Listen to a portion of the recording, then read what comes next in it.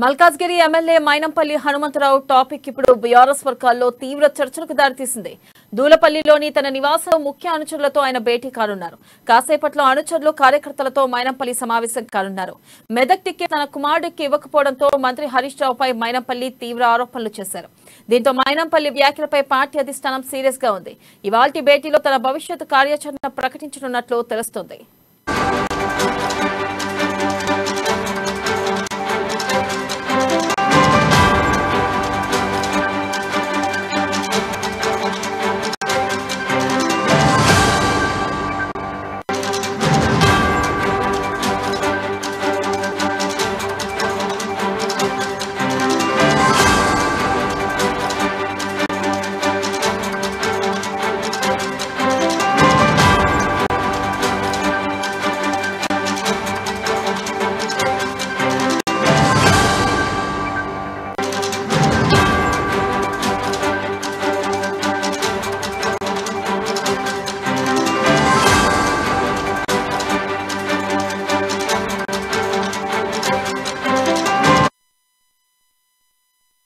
Breaking news చూస్తున్నా. Malkajgiri MLA Mynampally Hanumantharao topic ఇప్పుడు BRS వర్గాల్లో తీవ్ర చర్చలకు దారితీసింది.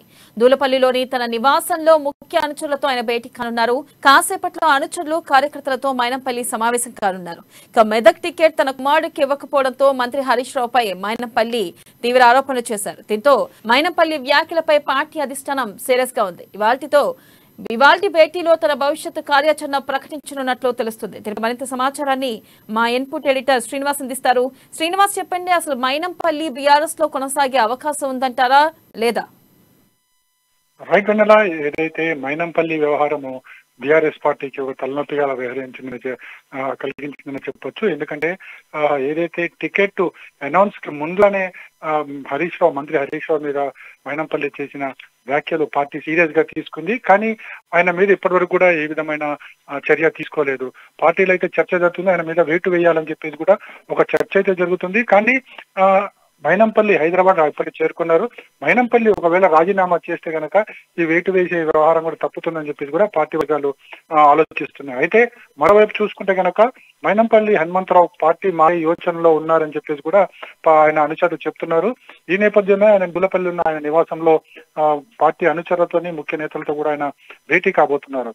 ఏదైతే మంత్రి హరీష్ రావుపై చేసిన వ్యాఖ్యలు కావచ్చు, అదేవిధంగా పార్టీలో కొనసాగాల వద్దా అనే అంశాల మీద సీరియస్ గా చర్చించబోతున్నట్టు తెలుస్తుంది. అయితే మరోవైపు మైనంపల్లి కాంగ్రెస్ పార్టీలో వెళ్తున్నారని చెప్పేసి కూడా ప్రచారం జరుగుతుంది. ఇప్పటికే ఆ కాంగ్రెస్ పెద్దలతో కూడా ఆయన టచ్ లోకి వెళ్లారు, వాళ్ళతో కూడా మాట్లాడారని చెప్పేసి కూడా సమాచారం అందుతుంది.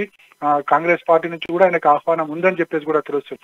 అయితే ఈ వ్యవహారం అంతా కూడా తేలాలనుకుంటే ముందుగా తన అనుచరులతో మాట్లాడిన తర్వాతనే పార్టీ మారే విషయం మీద కూడా ఆలోచిస్తానని చెప్పేసి కూడా మైనంపల్లి చెప్తున్నారు. అయితే ఈ దూలపల్లిలో ఈ రోజు తన నివాసంలో జరగబోయే అనుచరులతో సమావేశం తర్వాతనే తన నిర్ణయాన్ని ప్రకటించబోతున్నారు. అయితే ఈ సమావేశంలోపు బీఆర్ఎస్ పార్టీ మైనంపల్లి మీద వేటు వేస్తుందా లేదా చూడాలి. ఒకవేళ వేటు వేయకపోతే గనక మైనంపల్లి పార్టీకి రాజీనామా చేస్తారా లేదా కూడా చూడాల్సిన అవసరం ఉంది. మొత్తానికి చూసుకుంటే గనక ఏదైతే అభ్యర్థుల ప్రకటన విషయంలో ముఖ్యమైన బీఆర్ఎస్ అధినేత కేసీఆర్ ఒక అడుగు ముందుకు వేసినప్పటికీ కూడా పార్టీలో అసంతృప్తులు అసమ్మతవాదుల సంఖ్య రోజు రోజుకి పెరుగుతున్న సంగతి తెలిసిందే. అయితే ఇది మైనంపల్లి హనుమంతరావు మంత్రి హరీష్ రావుని చేసిన టార్గెట్ ఏదైతుందో అది తన వ్యక్తిగతం అని చెప్తున్నప్పటికీ కూడా పార్టీ మాత్రం దాన్ని సీరియస్ గానే తీసుకుంది. అయితే ఇప్పుడు పార్టీ ఆయన మీద చర్యలు తీసుకుంటుందా లేకపోతే మైనంపల్లి పార్టీని వీడిపోతారా అనేది కూడా చూడాల్సిన అవసరం. అంతా తేలాలనుకుంటే కనుక ఈ సాయంత్రం వరకు ఒక క్లారిటీ వచ్చే అవకాశం ఉంది అని చెప్పేసి కూడా మైనంపల్లి అనుచరులు చెప్తున్నారు.